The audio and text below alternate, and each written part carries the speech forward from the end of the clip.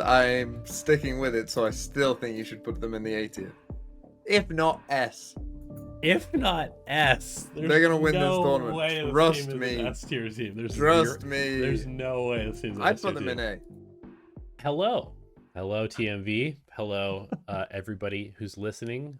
Hello America. Hello UK. Hello the world. Hello my fellow humans of Earth. We're back with Cosmic Decide. Oh boy. It's been a while. It's been a a while. whole 3 weeks. We were doing this every week, and now we take a more extended break, and now look at you. Look at me. Horrible. I should maybe resign and pull out of the race. Do a Joe Biden. Yeah, get out of here. I knew we'd slip it in there somewhere. Welcome to Cosmic Divide episode 34, and this is going to be our champs sort of preview episode. We're going to talk a little bit about the end of the season, right? Some of the playoffs were interesting, some of them mattered, and we're going to have to reference them a bit when we talk about the actual upcoming games. I don't know if we'll have another episode before champ starts because it starts so soon. I don't think we will, actually. So this is the episode. This is the episode. Yes. I assume that we'll maybe do one in between, like the gap of group stage and playoffs. Maybe might be a decent time. Yeah. And obviously one after champs for sure. So yeah, that's probably what you can expect. But yeah, champs is coming up on us very soon. It starts on the 1st of August. So yeah, not too long. I mean, I'm always interested. Like I'm just so keenly interested in what the calendar is going to look like next year, because they have kind of promised that, like, hey, it should be better next year. Things should be a bit more spread out. So I am interested in seeing, like, will the gap be like bigger between the end of season or champs, or do they, are they just gonna keep that still pretty tight, but then maybe bigger gaps after international events? I don't know. But that will be certainly interesting to see. But yeah, let's dive into things. There's some things to talk about. First, let's look back before we look forward. I think that's a good way of doing things. And the first little topic we've got up here is, did the VCT playoffs matter? And obviously what we're talking about here really is that the format, I mean, it's interesting. I just brought up the format, but the format obviously last year was, we already knew there was already 3 teams from each region that were qualified for champs. And then there was LCQ. And LCQ is a tournament where every game really, really does matter, because there's one slot available for all the teams that are left. And so every game is kind of, it feels high stakes. It feels kind of, important in terms of what's going on. Whereas this year, the way that it kind of played out was in quite a few of the regions. Pacific, I think, was the kind of main example of this. The Pacific, once those first 2 games have been played, we already knew who was in champs. Those were the 4 teams that were in, and it was just about seeding games. Yeah. And seeding games, I think, aren't really that interesting. I mean, the games were still competitive. The team still tried, but what's your initial reaction? Do you prefer the LCQ style, or do you prefer what we got this time? Yeah, I mean, I think it's a little tough just to like what even is a format that works.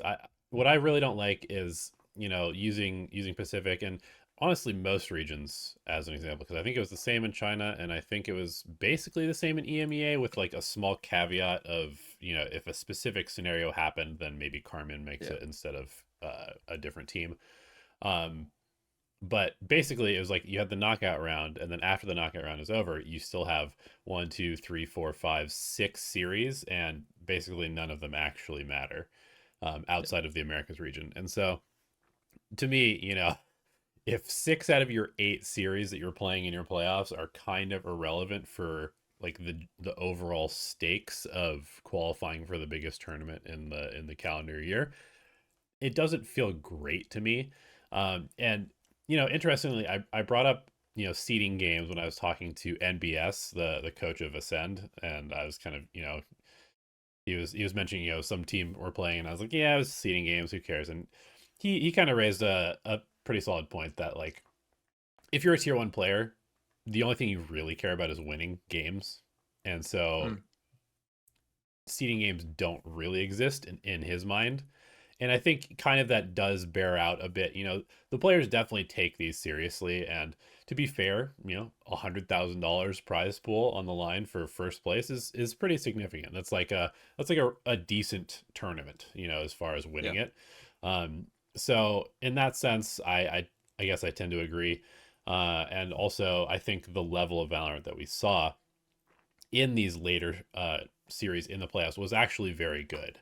Mm. But there's always just that little thing in my head where it's like, well, they're not going to, maybe pull out all the stops to win these, because Yeah. there isn't very much time to prep anything new for champs, and also, it's just that like that extra pressure, right? The knockout rounds, you're like, okay, well, these guys are playing for literally, like millions of dollars, because if they don't go to champs and they don't get the skin bundle money and that type of stuff, and their season ends, and maybe they lose their jobs. Whereas, once you're in the top Yeah. four, if you get third place in EMEA, I don't think that the CEO of your team is going to be like, well, you failed, right? Because you got them Mhm. to champs, and that's all that really Yeah. matters at the end of the day. Yeah. I also think there was, particularly for the teams in the grand final, or just in general as well, like, a lot of the teams haven't actually won a trophy, right? Like, there aren't that many trophies in Valorant to win. And Yeah. I know it's not an international trophy, but it's still something. You still get to lift a trophy, which, again, most teams haven't done, right? Most players haven't lifted a trophy before in their Valorant career. So, I still think that that is a sense of pride that you can feel like, okay, we are the best team in whatever, what in our region. There's still something that you can be a bit proud of. I also do think as well that obviously there is the bit of the problem that it just logically makes sense that, of course, the teams that are highest on points are going to be the best teams, Yeah. right? Like, even towards the end of the season, it would be a very strange situation if you had like, the best teams early on in the season just completely fell off, right? Maybe that happens to one or two teams, but for the most part, it's going to be true that if you're good at the start of the season, you're probably going to be good at the end of the season, Hmm. right? And you're going to do pretty well. So it kind of makes the champs point feel, somewhat weird and irrelevant in some cases, like Pacific, right? Where Talon actually ended up being the team, that went through on champs points, but their overall season on terms of champs points was like, they were just an okay middle of the pack team who just so happened to, have got just enough points more than anyone else Yeah, to Talon make is it. a really interesting one, because basically they were just like a really good regular season team is essentially Yeah, what they were. They weren't yeah, they weren't great in playoffs, and obviously they didn't make any lands. Um, but as far as like playing the week to week games, they were good at that. So yeah. it is kind of But interesting that that gets represented. yeah, but I do think that we also did see the case for champs points as well, because I think that Sentinels as a team, I think if you win a Masters, you want to see that team be at the biggest tournament. I Yeah. do think that that is kind of the system working as intended. That a team that otherwise wouldn't have made it, that they are going to make it, and I think that we want, like, if you're thinking like there is a chance, I know the Sentinels fans will think there is a chance that this team we know can play at a very extremely high level. Maybe they weren't doing that at the end of the season, but they could. Who knows? They could recapture that form and be a real threat in this tournament still, right? Right. And I think that that is the system working as intended. I also think that next year, hopefully, because next year it seems that we're moving to an 8-team playoffs instead of a 16 playoffs. That should mean that these playoffs next year also we have, there'll be more meaningful games because there will be less teams who are kind of, oh, well, we're guaranteed through on points anyway. Overall, statistically, there's just, less percentage of those teams because there's more teams in it. Right. So Right. hopefully that will also kind of improve this whole system in terms of, like you say, having 6 of your 8 games be meaningless is bad. But hopefully with 8 teams, it's more like, maybe it's like 50% or even less than that because, there's more teams to potentially go through and all of that. So Right. hopefully next year everything is better. I really wonder. I mean, knowing how these tournament formats end up being organized, I'm pretty sure that's going to be a single elim 8 team bracket, which is going to make a lot of people really mad. Just because Well, the thought we of them shall doing see. like a full double elim 8 team bracket seems very But do you want to know unlikely what based on what we've my seen so my far. thought is? Do you know what I think they'll do? What's that? I think they'll do the top 2 seeds get a bye like they did this year, and the bottom 2 Mm, seeds, the 7 and 8 seeds, start in the lower bracket. okay. Um, and we do it like that. I think that's Interesting. my theory on what they do. I think that would make sense in terms of still rewarding, your overall league Right. season finish, Yeah. and still making that valuable, because that's the thing. If you take that away, then you end up with more meaningless games Yeah, towards it's the end of true. a regular season, right? So I think having the first 2 seeds get through and get a bye in the playoffs, I think that's a very good system, because otherwise, towards the end of every regular split, you just end up with so many meaningless games that you might as well not watch, to be honest. Yeah, that's a good point. So hopefully they keep that kind of system in place. But yeah, hopefully next year everything is better. Hopefully. Yeah, We can hope, we fingers can pray. crossed. Fingers crossed. We'll see. But someone pointed out to me, by the way, I can't remember the exact number, but you know how people, whilst we're just talking about the schedule, someone pointed out to me that this year, Gen G, in fact, I'm going to count it up now, but how many series do you think that Gen G have played? Because obviously, at the start of the season, there was a big kind of hullabaloo about, oh, my team's only going to play, 10 games or whatever. Isn't that sad? I'm going to quickly count it up, but take a quick guess at how many series Gen G have played this year. Okay. Um, so obviously they played the 10 regular season ones. Then they played all the way through in the first Masters, second Masters, both split playoffs. Can't remember how deep they went in the first split playoffs. I'm gonna say something like 32. I've just quickly tallied it up. This might be wrong, but I got it at 36, which is 36 series. which, considering everyone was so worried, it just made me laugh that, like, everyone was so worried that, oh, this, we're only going to get Oh, 10 games with all these kickoff teams, too. Kickoff too. I forgot and about they kickoff. played 36, as far as I could tell. It might be one or two off, but yeah, I mean, that is incredible, isn't it? To have played that many games. And then click It is. on Detonation Focus Me. How many series did they play? Was it 10? No, kickoff as well. They played 12. Oh, 12. Sorry. 12 series. Oh my goodness. Yeah. Well, Yeah. win some games, I guess.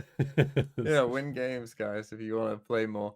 And that's obviously not their whole season completed. Right. They Yeah. still, and presumably Gen G will probably go pretty deep in champs, and so we'll be looking at quite a few more, and they'll probably end up in the mid 40s, which will be, yeah, just interesting to compare. That really surprised me. Anyway, let's move on. Let's move on to talk about the results of the playoffs then, because I think for the most part things kind of went, as maybe most people expected. But there definitely were a couple kind of notable surprises, I think. I'm going to ask you this. Which team that is there are you most surprised that made it? Like actually into champs itself. Yeah. Um, I mean, I think probably it has to be Crew. Mm. Um, not that they were a bad team. Like I thought, as they're kind of like a Talon and well, then I mentioned Talon. But yeah, I mean, it's probably Crew. I think just because they have a bit of a.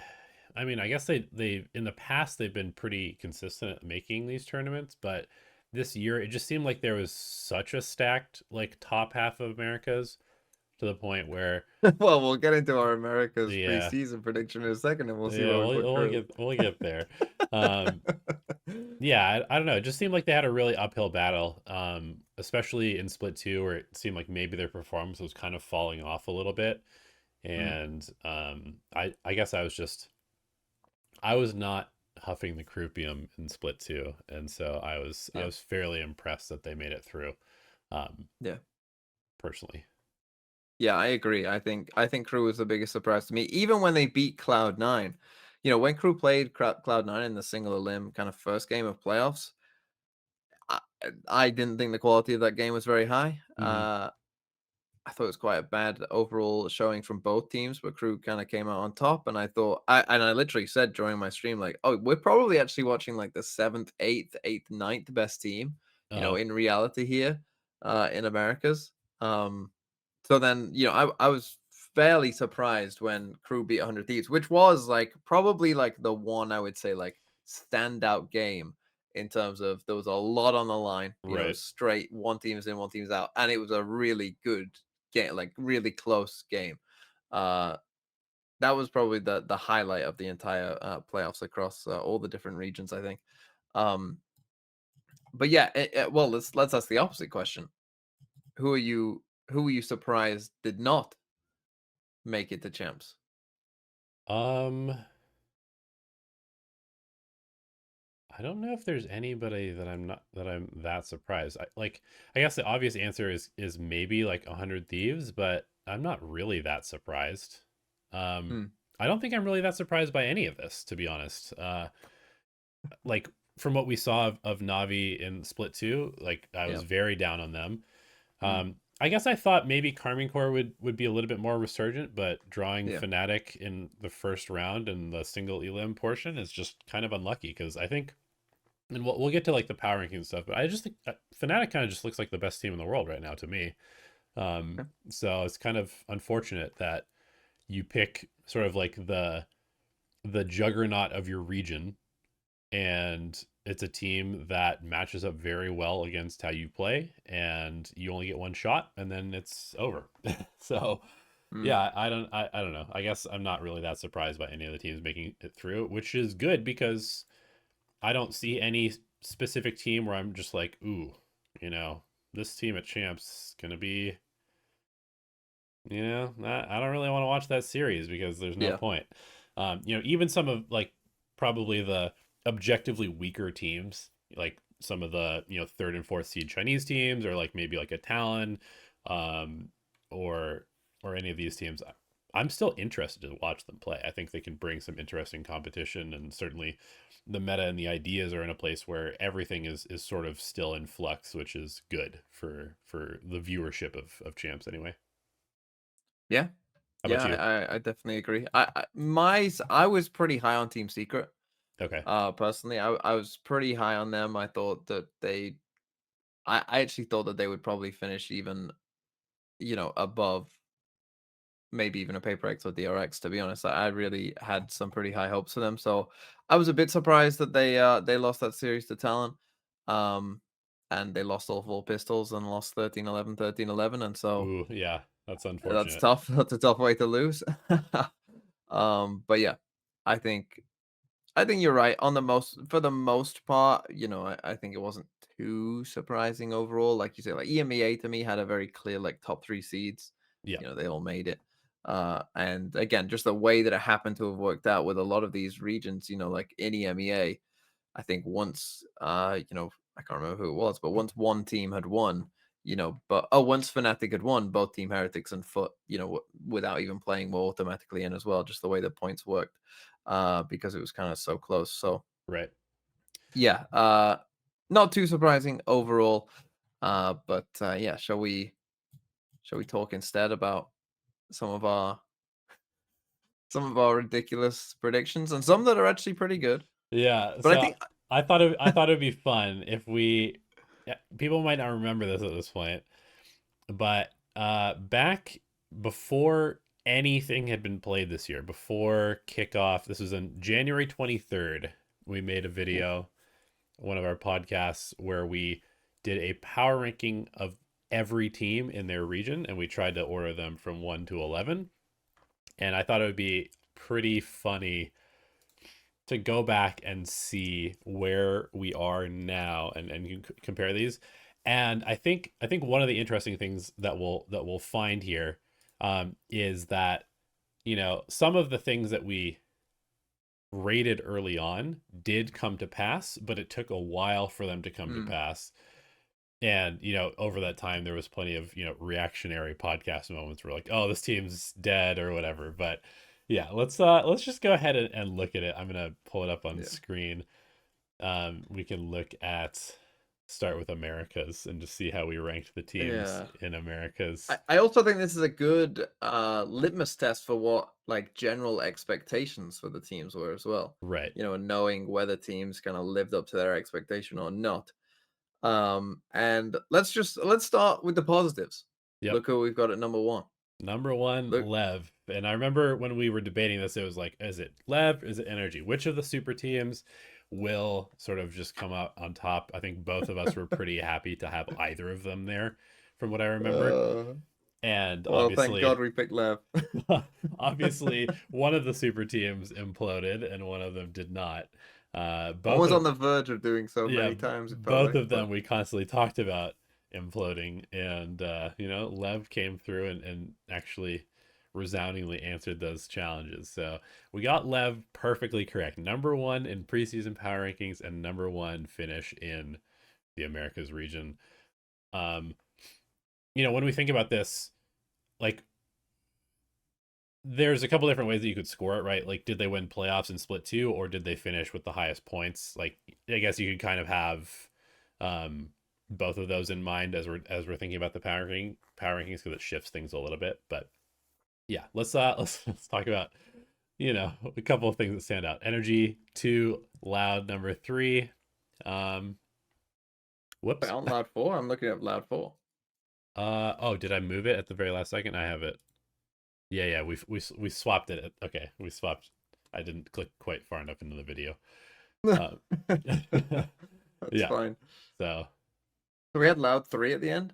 no, we had loud four. We had loud four. Okay, good. Yeah. So we had Loud 4, Send 3.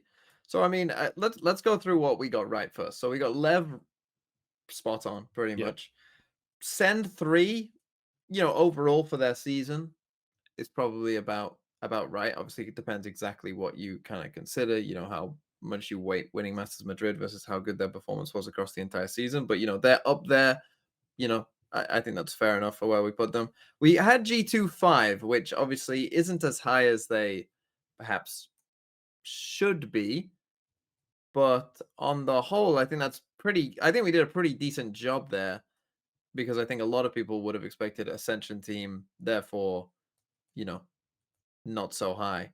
And 100 Thieves in 6. In fact, we got quite a lot right here. I'd say 100 Thieves in 6 is, a pretty good ranking as well Yep. overall in terms Cloud of where nine they should be. seven. I mean, Cloud 9-7, uh, EG 8, like, yeah. yeah, this is not bad. And then MIBR and Furia towards the bottom. I mean, we flipped those, but I think once you get Yeah. down to like 9, 10, 11, it's not really that important with the order. Obviously, crew in 10, it's like, well, we didn't really foresee, We what would should right. happen That's with what this we should team, do. but If we do this at the start of next season, we must remember crew will make champs. So just keep that in mind. They will make champs. Just put true, them in fifth. true, true. No matter what you feel, just put them in fifth, and then it will look good at the end of the season. But yeah, some big misses, and I would say, can you blame us, or is this more on the orgs? Crew, I think you can blame us, but for NRG and Loud, I think we should blame them. Yeah, I mean, I think God, La imagine the balls we would have to put NRG like ninth at the start of the season. right with the team. I mean, part of us could have just been like leaning into, well, super teams don't always work, and this could be one of those things where the pressure is too high, the expectations don't match reality. But yeah, I mean, realistically, looking at the team on paper, it was hard to put them outside of the top four. With Loud, I think you kind of talked me down. I was very high on this team just because I was such a Sadok stan, and I still am, but the Loud one is really interesting because it was like at the beginning of the year, it looked like, oh, well, this is correct. Like they're going to be fine. They're Yeah. going to figure out something interesting, and then just kind of really fell apart for them. And then towards the end of the season, of course, you have Sonic playing Duelist, and all this other stuff comes out. Like they're having issues figuring out what they're doing. So yeah, I think that one is probably on the org. The energy one certainly. I mean, the way that they organize their roles and just how all sort of the extra stuff that's kind of come out with. I mean, did you know that like Victor was calling initially on this team? I did not know that. Yeah. So apparently to start the year, like Victor was gonna call for this team and then gave it over to Ethan or something like that. At least that's what I've heard from like the energy podcast and like Chet stream clips and stuff like that. So yeah, very very weird handling of this team. It'd be really interesting to see, the end of season energy team where they would have finished in this power ranking. But yeah, I think overall, we did an okay job. I think Yeah, we that did one an I would okay job. say is pretty good. I think if other people brought up their kind of lists of their preseason power ranking, I think ours would be more correct than most Yeah, based on probably. that. Because I think a lot of people would have had NRG one. I think a lot of people might have put Loud, still up there higher. I think Um, G2 would have been much lower on people's lists, yes, G2 probably. probably would have been much lower. So yeah, on the whole, not too bad. Shall Not we too move bad. to EMEA? Let's move to EMEA. And again, So for yeah, again, apparently number two is just our weak spot. Number two is our weak spot because again, we got Fnatic one. Now let's not pat ourselves on the back too much no, for putting Fnatic one. I mean, no. let's be real. Probably everyone did that. Yep. But some of the other teams that we've got up there, again, not too bad. Vitality 3, yeah, foot number Yeah, 4. Vitality Okay. 3, Foot 4. I mean, that's pretty good. Shall we Koi and run through the last, list first? yeah, good. Yeah, quite last, not too bad. So we've got Navi in second. Yep. Obviously, that's not too good. I would say this one is probably a worse list overall, just because I think our middle of the pack in America has actually turned out to be almost perfectly correct. Here Yep. we've got Giants 5, probably a bit too high. We've got Liquid 6. You could argue are a bit too high, but whatever.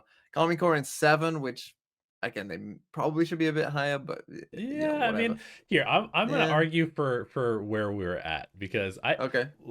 if you really think about the season, if Navi doesn't lose to Heretics in those two single elim matches and they win both of them, this list may be exactly correct or very Oh, I close to wouldn't it. say exactly It correct it would be because close. But just think about it, that because like if Heretics doesn't get that momentum and Navi does get the momentum, then the top 3, top 4 maybe really close. And then Giants was super close to being a decent team this year, but then obviously just lost a lot of close games. I'm definitely coping. I'll admit that, but you are coping a bit. Because we got Gentlemates in 8th. I can't remember, but you must have convinced me about that. Because I mean, you know that I have just an absolute I think pure hatred of their logo and therefore what the team stands for. I think we just thought all 4 of these bottom teams were not good and kind of just threw them in a random order, honestly. And well, I mean, BBL were actually okay as well, who we had in 10th.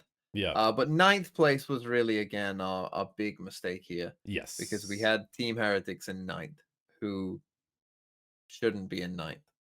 But how Let's could just we have foreseen that, TMV? I don't How know. how I could don't we have know. seen that coming? I don't know. That's a good point. I don't think anyone did truly foresee that. But maybe this is a good lesson, that Yeah. well, I mean we're gonna go on to some of the other rankings as well. Like, look, arguably the two best teams of the entire season, most people I think would have put them, in the bottom half of their respective regions. And Yep. they're the best two teams of the entire season. So maybe you just have to, wake up, sheeple, to the fact that when teams make big changes, like if a team in this offseason, if one team is making like 3 or 4 changes and you think that the players that they're picking up are good, then you have to just be willing to say, like, okay, there's a decent chance that they actually could be very good. It doesn't always work, but sometimes it really does, as Team Heretics are a good you know, testament to that. Yeah. I guess that's pretty fair. Like obviously Heretics fully retooled their roster. And then as we go into Pacific GenG, I mean they replaced their head coach and they did a bunch of roster moves as well. So yeah, I guess that's pretty fair. All right, should we go to Pacific then and take a look at Yeah. the travesty of this list? Yeah, this one is probably our worst list, for sure. I definitely remember whose fault Bleed was. Yeah, you can blame me for about 70% of this list being bad. So in Pacific, we've got Paper X at the top. Yep. Okay, Yeah, it's okay. They're not correct, but it's within a range. DRX second. Okay, they did Th- finish second in this one Pacific is in the weird place. though because the DRX that we thought was going to be second was just the classic DRX, and Yes, we thought it was going to be a very different team that they finished went through a second, but roller coaster where I mean halfway through the season I'm putting this team in like eighth place probably in this region or something like that. mm, So yeah. Now, probably our biggest mistake on any of these lists is putting Bleed third. yeah, I definitely remember feeling kind of ambivalent of where to put Bleed. Remember, this is the Yay Bleed. I mean, this is how long a season is. yeah. I mean, so much has happened to Bleed this year. So many crazy things. But talk me through, if you can remember, why were you so high on Bleed? uh so I think I was high on them because I bought into the hype of them picking up EA. I wanted to believe that EA was going to be sick, and then also I was a fan of how they use stats to build teams, and clearly that was not correct. It turns out that instead of just purely going on stats, you should probably scrim before you sign players. That's the lesson we've learned. So yeah, Bleed third, probably our biggest mistake. T1 fourth. T1. I mean, Uh they should have been fourth, I yeah, think. they had definitely the potential to be there, they just weren't. Then another team that, you know, This is both of our fault. We both I, wanted to believe that Japanese look, Valorant would be okay. we are Valorant romantics, Yep. hoping that Zeta Division, like so many out there, hoping that Zeta Division would be good. We put them in fifth. They weren't very good. No, they were No. not good. RRQ in sixth, though, I think, to be honest, we could lock RRQ into sixth right now for next season. Uh, Just perpetually number 6 in the season. Perpetually number six. I think we can lock that in. No matter what roster moves they make, no matter who's on the team, I'm locking them in at six. Which is so funny 100%. because they're such like a volatile team, but it ends up Yes. like equaling out to be sixth place basically at the end of the day. Yes. Exactly. Team Secret probably a little low at seven. Yep. Then another big mistake, which again, hard to see coming, but it just GenG in eighth. Turns out they were the best team this season.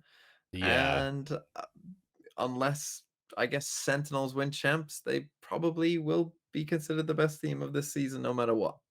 Yeah, the crazy thing about Gen G is if we just kind of have to set the context to remind people, this team started out last year 4-0, I think, and then Yeah. they just fully imploded and they looked Yep. terrible for the rest of the year. Elma Putty either quits, gets fired, not sure, doesn't have his contract renewed, goes to Fnatic. We're kind of laughing about that because, like, wow, this guy who just fully failed last year in Pacific is now going to the most high powered team potentially in the world. That's not going to work out well. Well, Fnatic has turned things around. And then what's going to happen with the Gen G? They're making tons of roster moves. At the time that we made this list, I don't think Solo was the coach. I'm pretty sure it was HSK Hmm. who was the DFM coach. So we were laughing Yep. about that, right? Because a winless coach coming in here. So, with all that in context, I don't think that this rating is bad. You know? No. No. It definitely made sense at the time. I like literally.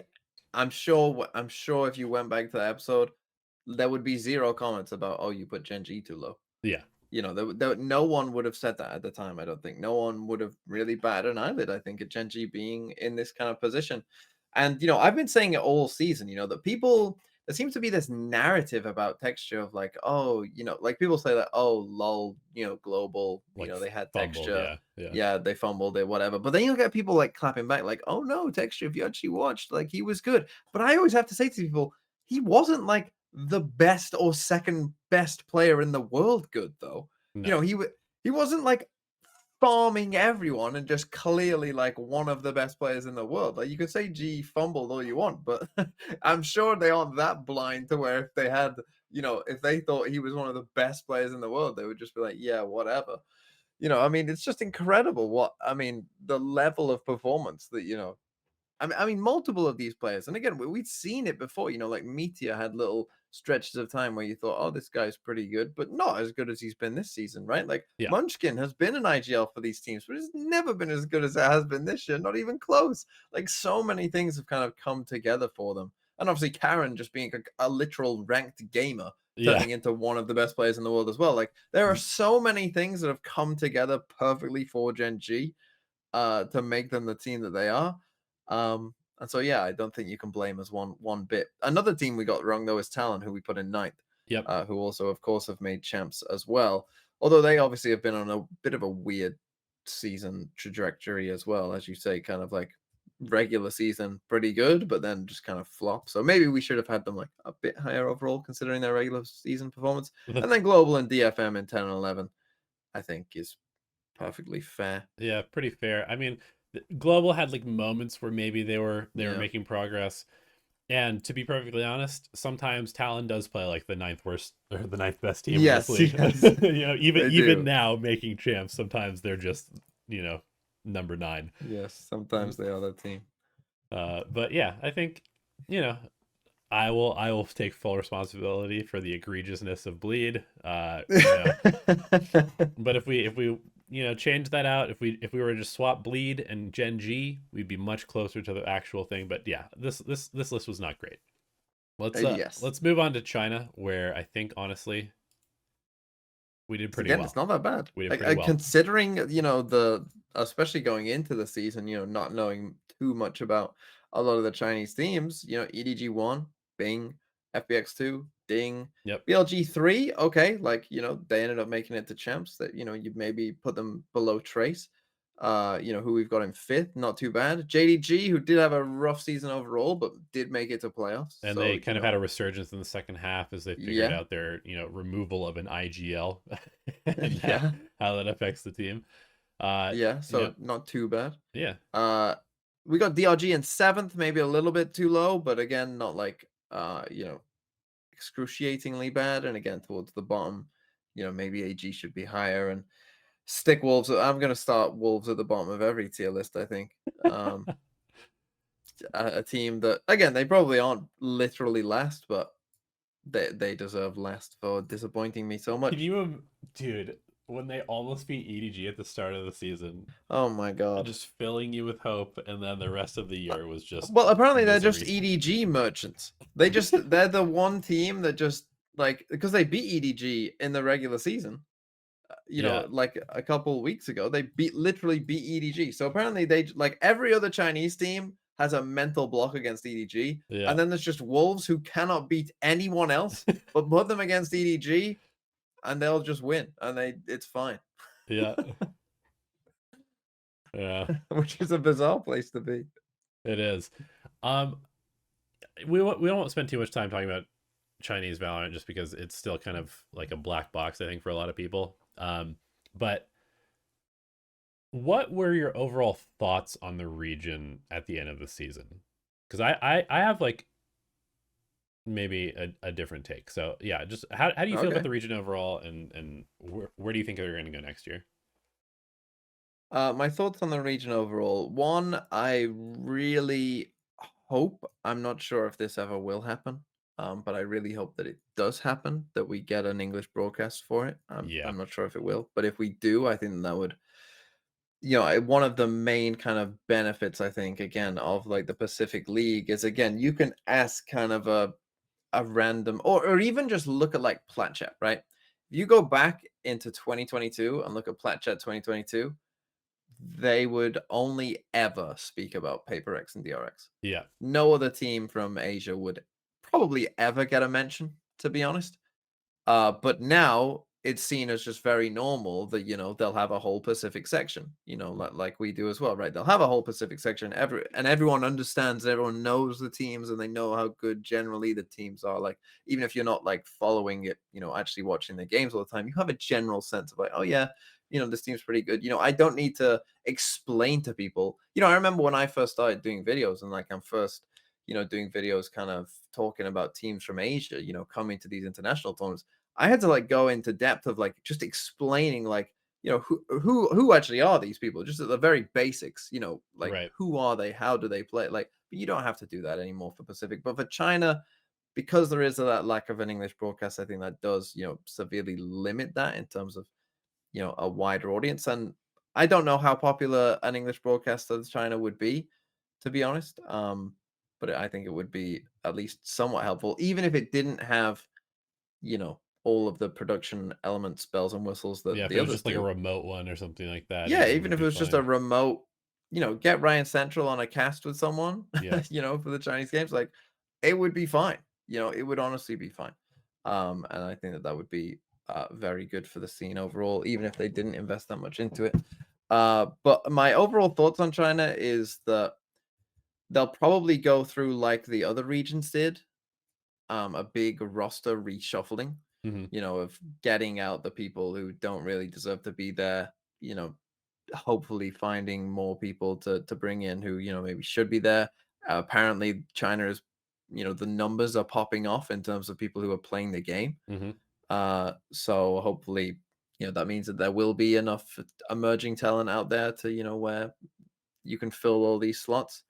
And yeah, I think that the start of next season will really kind of shape my views on China.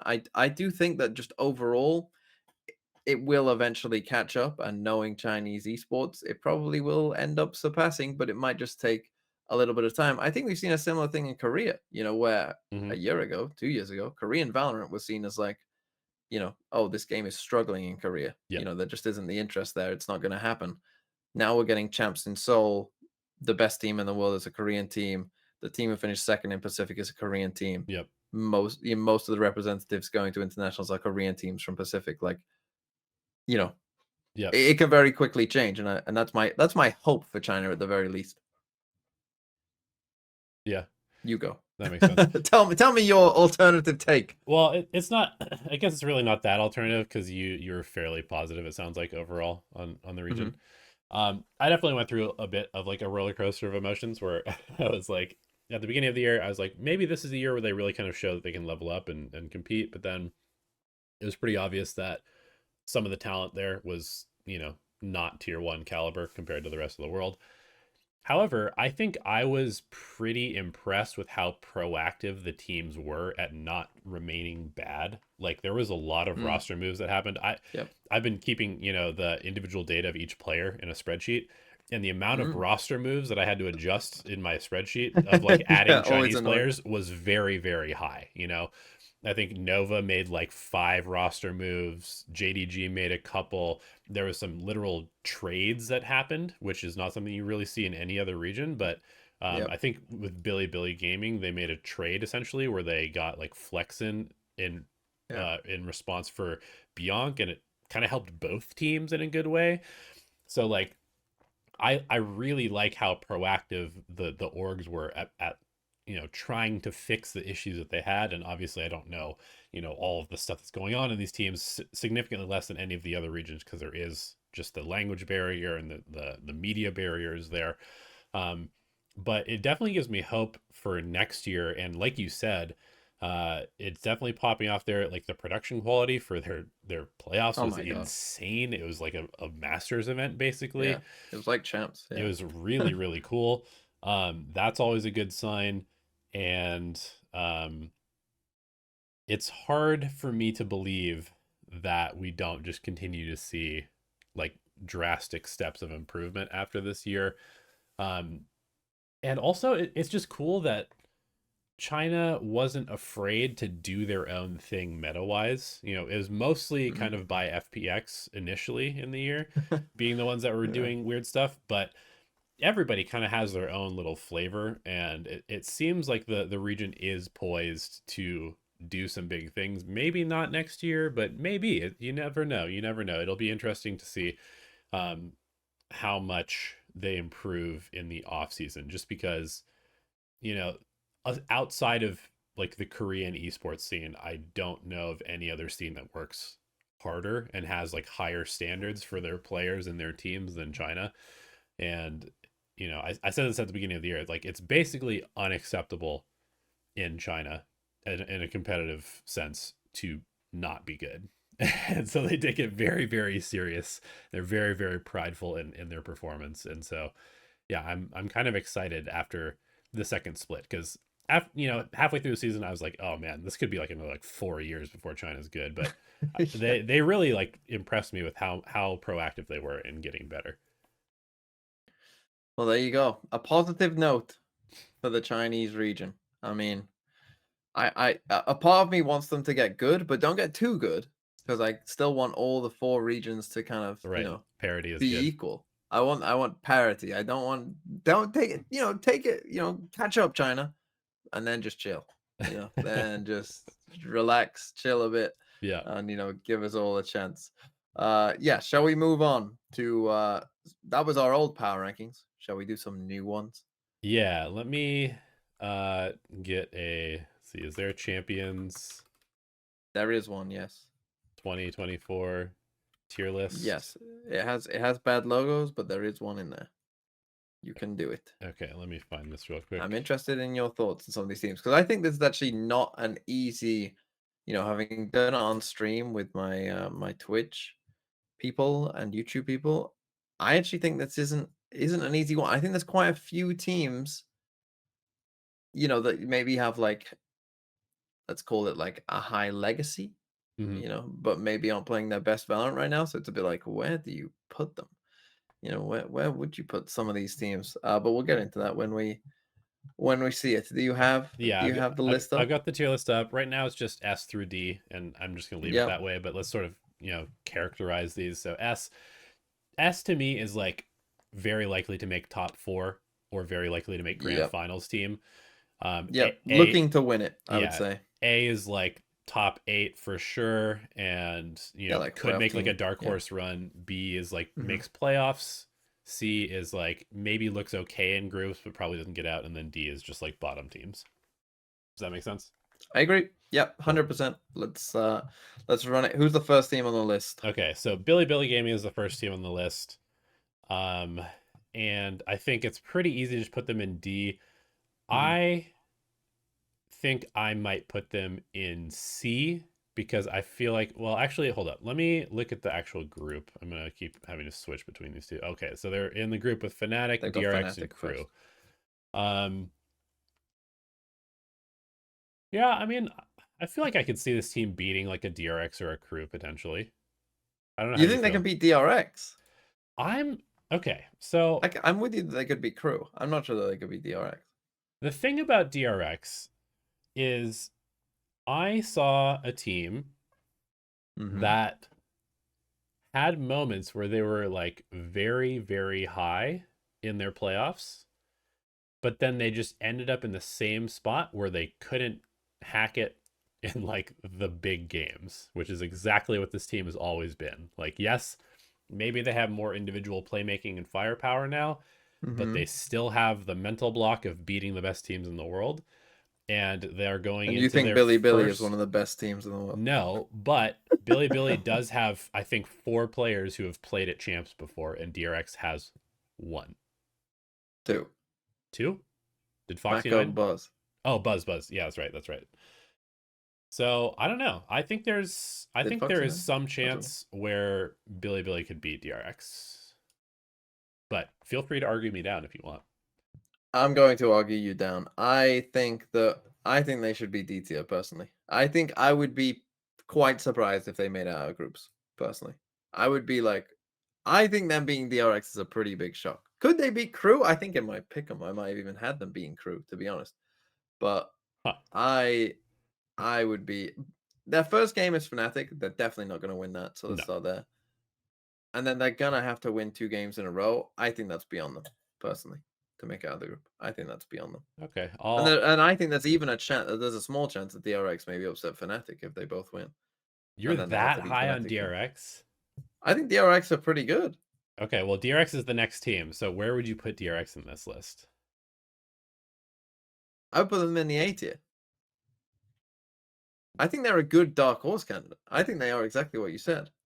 No, I do. I think they're going to win it. No, but if they don't make playoffs, I'd be pretty shocked. I think they're going for their classic DRX fifth, sixth. Really? I think they're going for their classic fifth, sixth. I think we're back. We're absolutely back. We Oh are my all the god. way back to old DRX. We've gone full circle. I I think they're capped at making playoffs and immediately going out. Oh, okay. That's where So I'm what at. would that be for you? Like a B tier team? That would be a B tier team. Yeah. I Ooh. I think we Well, did have you put Billy in the D tier? I put Billy in the D tier, yeah. Okay, good.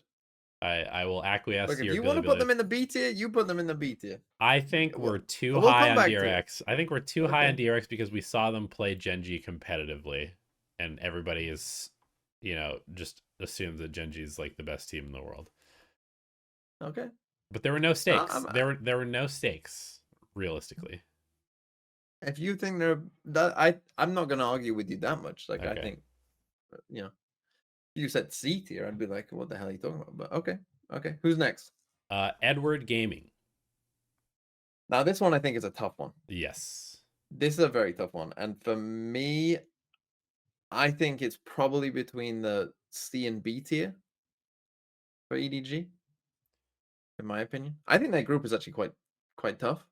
I think they've got a pretty tough group. I think they play FUT first, right? What G2 Paper X? Yeah, Yeah. Paper Rex. That's a tough group. So I'm not sure that they're gonna make it out of that group. Could they? Yes, I think that they could make it out of the group. But given what we've seen from them so far at internationals this season, even if they are playing a little better, I think they've got a tough group, and so I would probably lean C. But if you want to put them in B and be a believer, you go ahead. Yeah, it's tough for me to rank them as well, just because like they kind of did have this resurgence right in playoffs. They obviously beat FPX, where we were thinking maybe FPX is the best Chinese team at this point. And ever since they went back to Kong Kong kind of being like the focus of their team, they've certainly looked better. Um, they have sort of that, international pop off history a bit, but it's Hmm. very hard for me to trust Not them. this season. It's Yeah. very hard for me to trust them. I think I would probably put them in a similar category to DRX, but the problem is that like you said their group is very difficult. So I don't know if they'll make it out of the group. But I think I'd probably say they're about the same level as DRX as far as my expectations if it was just in a vacuum and you had to rank all the teams. So, Okay. You put them in B or C tier. I'm not gonna debate you. You do you. Put them in B tier. Go ahead. Go ahead. I think I'm going to put them top of C. Okay. Okay. Who's next? Fnatic is next. Well, this one shouldn't take too long. Fnatic goes to the S tier. In my personal opinion, they are the most likely team to win this tournament. I think that that's a perfectly fair assessment. I'm not going to argue too much with you. My only kind of thing about the very top teams, in my opinion, is again, if GenG, who have been banning Abyss, but if GenG have an Abyss that is good, Mm-hmm. I think they can cause teams a lot of problems, particularly in best of fives. Mm-hmm. I also think that now that they've also, I think there is a big stigma with like a team. Like, do you have the belief that you can do it? I think that they suffered from that somewhat in the Sure. first one against Sentinels, but now that's not there. Right? They know they can win this tournament if they play well. But Fnatic, what's interesting to me about Fnatic is in the grand final against Vitality, they didn't ban Abyss, which I think again, if they've got an Abyss that they like and they think they can pull out as a surprise, Yeah. because they were banning Sunset previously, but then they started playing Sunset in the playoffs and actually looked decent. I mean, here's the thing. They do have an Abyss. It's that simple. They hired Anders for a reason. He's been working Okay, on Abyss for months. Um, like externally of Fnatic, but with the idea that whatever team hires him, he's got an Abyss ready for them, and they've worked with him in the past. They have an Abyss. It's that simple. okay. Well, we'll see if it's good, but if it's good, then I'm with you. Put him in top of S. Who's Okay. next? FPX is next. This is another Not as tough one. easy. Yeah. Yeah, Are not they as above or not as below easy as EDG is the Fnatic. question. Yeah, this is such a tough one. Because for me, I think there is just a romanticism Yeah. about like with Zeta Division we were talking before. Like there is, I think a lot of people want FPX to be good. One, because of their playstyle. Two, because of what they did at Masters Shanghai. Yep. Um, Their group is absolutely hosing them, though. If we're being honest. yes, but they've ended up in an extraordinarily tough group. Yep. They're with Team Heretics, who they play first, and they're with GenG and Sentinel. So they're in a really, really tough group. The thing is, there is still that little part of me that thinks like, well, Yep.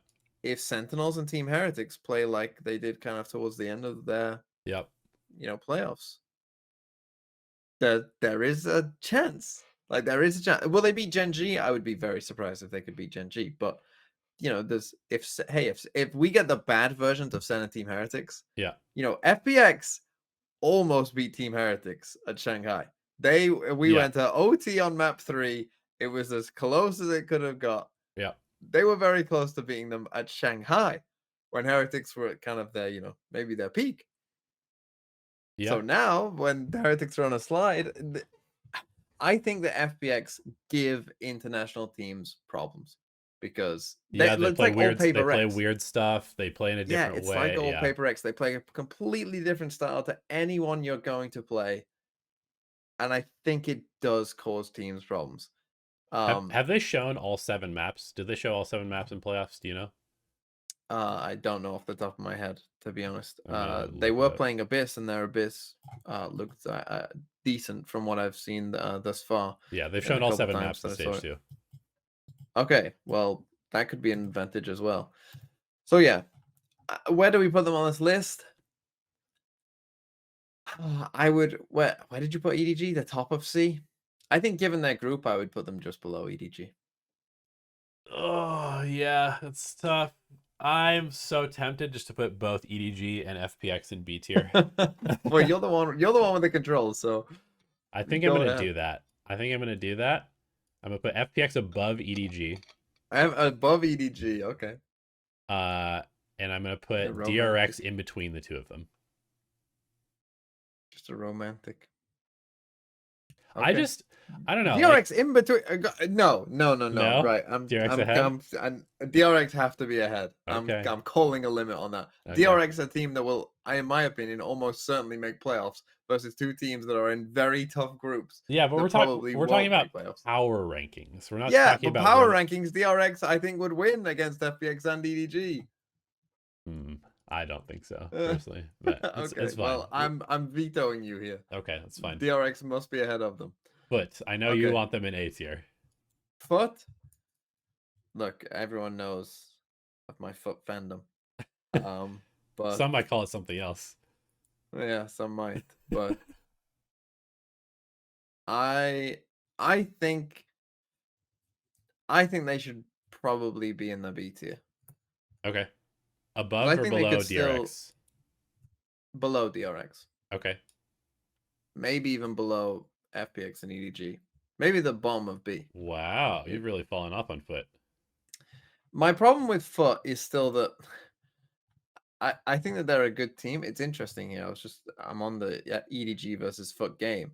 It does have Foot as favorites for that game. Uh-huh. On the little odds. Oh, they play each other in the first round. That's They true. play each other in the first game. Yeah, so and I think that is a bit of a toss up, coin flip game, to be honest. Yeah. But my problem with Foot really again just comes down to there's just one too many comps that I don't like, and I think they just make it tough on themselves. Like I think in my opinion, Foot's gameplay and the way that they play is quite a standard style of Valorant. Yeah.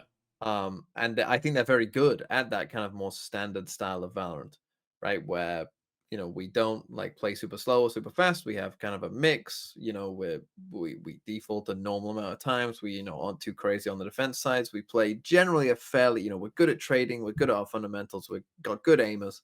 We're a good kind of standard team, let's say, in terms of how they play. But then they just throw in comps that are not standard. And I think Yeah. I don't like that for them because I don't think that suits the way they play. So I'm looking at that Haven comp, right? They're playing, with a Sage, and no flash. Well, they have Omen, but no flash on Haven, with a Sage instead. Sage Killjoy on Abyss. They're playing, Deadlock Cipher.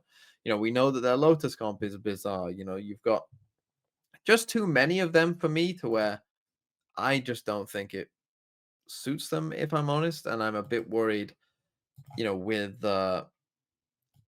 like some of their map veto, they started banning Icebox as well, which I don't really get Yeah, now that I'm where looking at their that came from. comps, I kind of dislike every comp that they play. Now that I'm actually looking at it. So yeah, that's my problem with Foot. I still think they're good. Could like can they beat EDG? Yeah. Could they get out of their group? I think it's possible. So I would Yeah, still put them in the B tier because they're still gonna be competitive. yeah, Like I don't think anyone would look at Foot and be like, "Oh yes, we've got an easy game." I don't think anyone is looking at them like that. I think yeah. I think I think if you drew Foot, you'd be a bit like, "Oh, okay, well, this is gonna be this is a pretty good challenge." Uh, so yeah, I think that probably makes them a B tier team. Yeah, I'm kind of tempted to put them in C just so we have a team down there. Um, Well, it but should have been FPX. disagree. Uh, yeah, I think putting them in B is fine because like I think kind of their cap is like making playoffs and going out immediately. I don't see them really beating any of the best teams at this tournament personally. Okay. Okay, who's next? G2 is next. Now, this one we probably will have a bit of maybe a debate on as well. Because Yeah. this is what I mean. There's quite a few interesting teams in this tournament. G2. I see. It's funny. I can't remember exactly what game it was, but I was watching G2 play. Um, I think it was probably the G2 first time that they played Lev in Uh the playoffs, and people were just like, "TMV, why are you so happy?" People in my chat just kept saying like, "Why is he so happy though?" Um, and I guess I was partly just in a good mood, but part of it was I was watching G2 play, a rarity. and I can't stand when people say that this team is boring. Yeah. It drives me crazy when people say this team is boring because I just think like you just don't appreciate good Valorant then. Yeah, they play the Like game well. when this team is playing well, like you can't ask for anything better. They do everything so well. When they're in a good groove. Everything is just so good when they're on it. That last game, obviously against Lev in the grand final, I think will sour people slightly.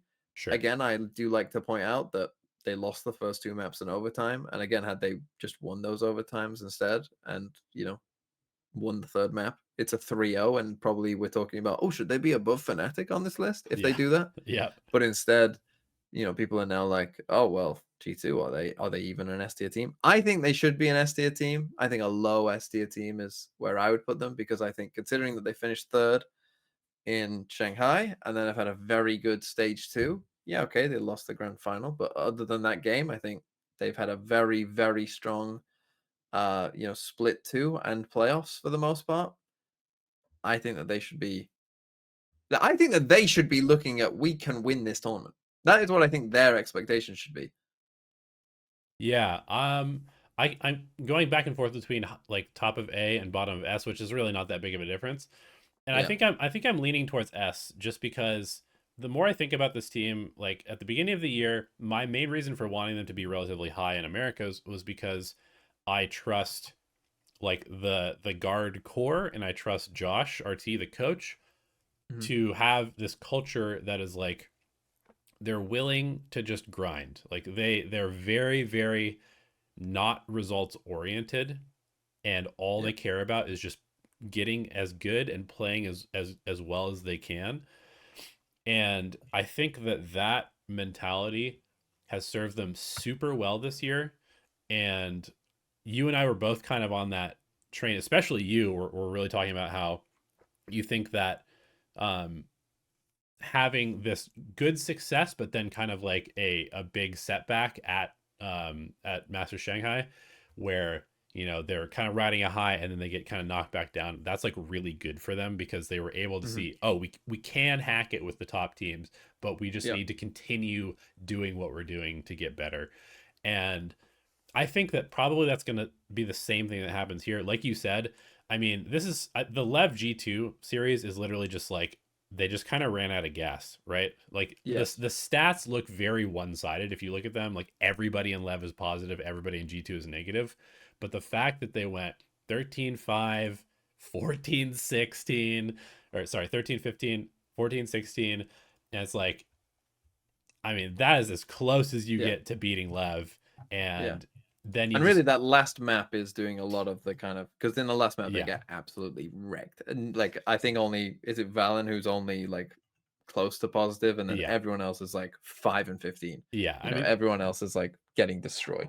yeah, this is just like a big emotional roller coaster. And even the map that they won, the bind, they were getting plowed in the first half and they had to come back and win that. So it's just like every map is just like, oh god, it's so hard, god, it's so hard, god, it's so hard. Then they get to Ascent and they're getting plowed again in the first half. It's just like, like how much of that can you endure, you know?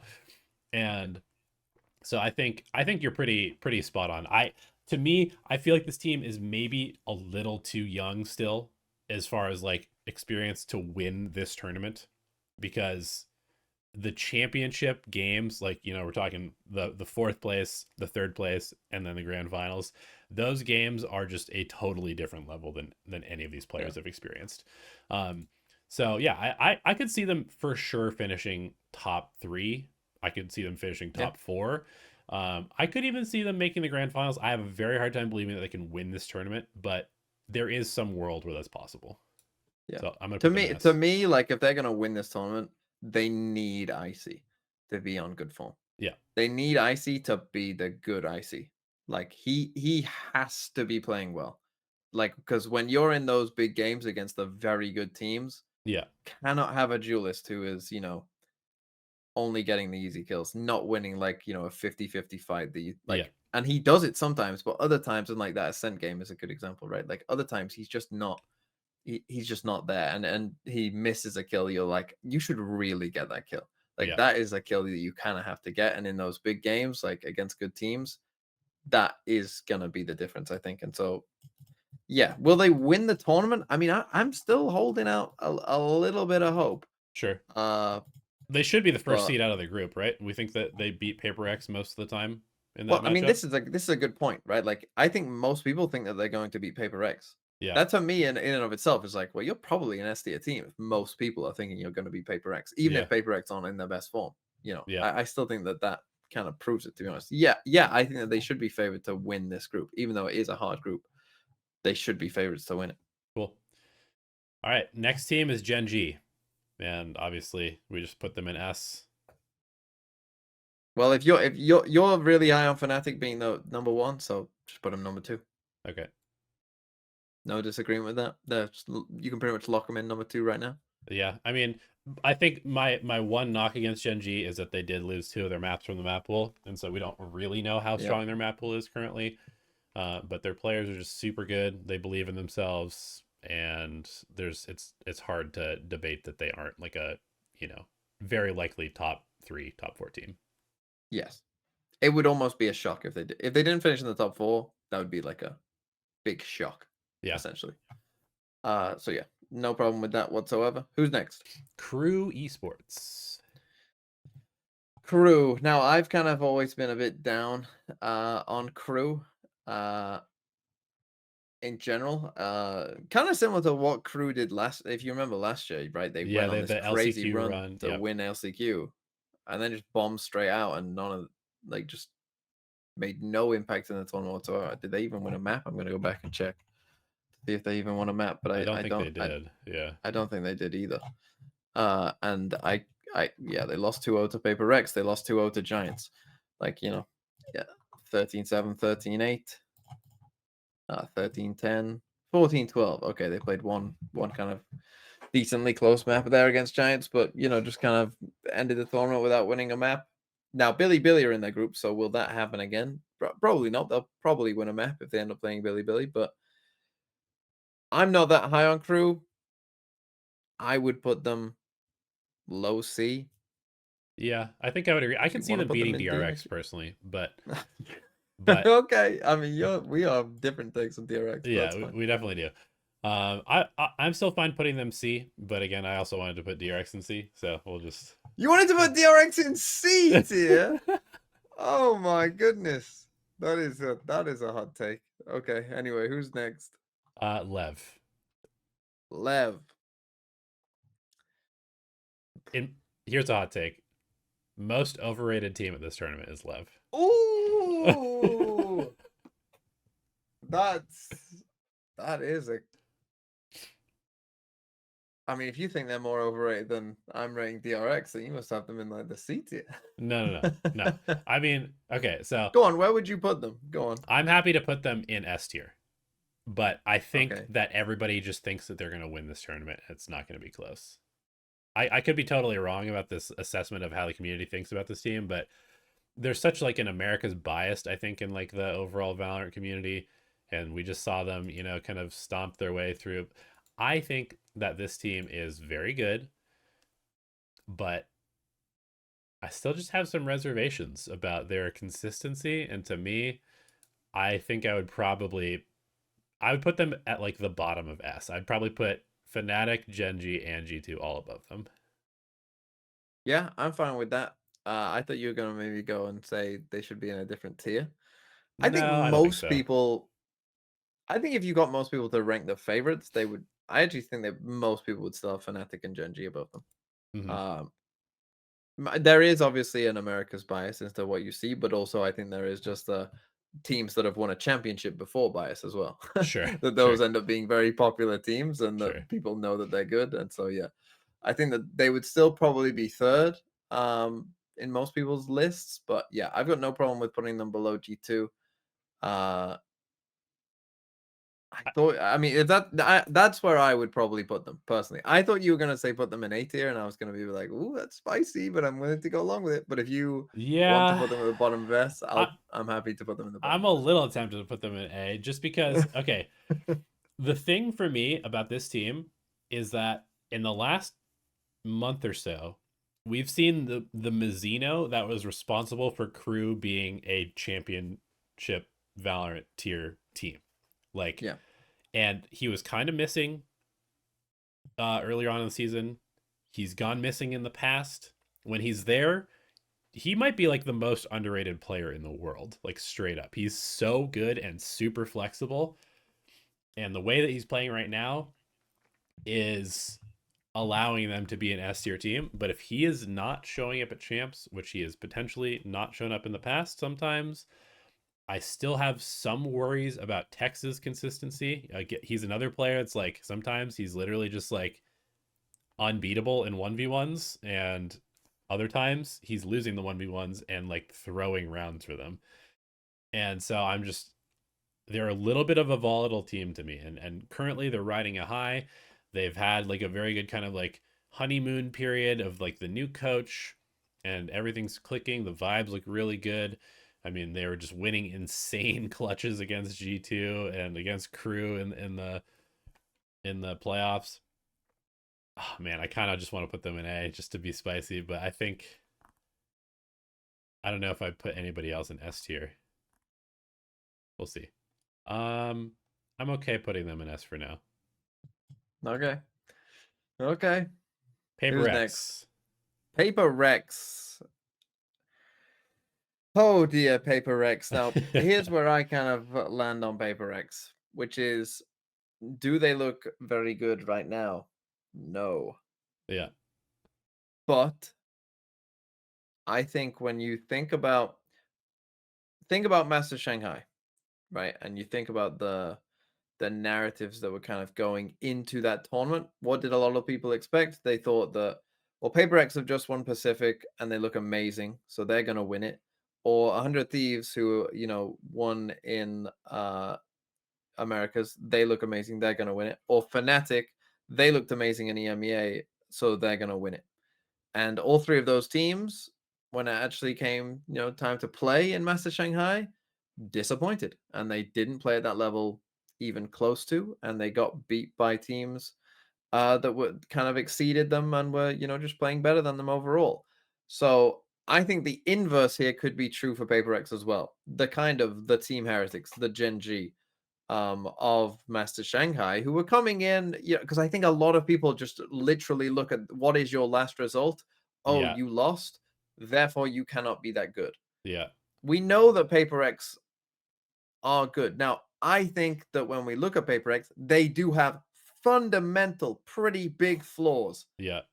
in their map pool, in some of their agent picks, all of that stuff. Like Yeah. it clearly is there. And I think teams also just have better, you know, they're better at dealing with chaos these days. I Yeah. think, pro teams are better at dealing with chaos because when PaperX first started and they first started winning international games, no one really knew what they were doing. Teams didn't really know how to chain util together that well. Yeah. And so PaperX would do things very fast and no one knew how to react.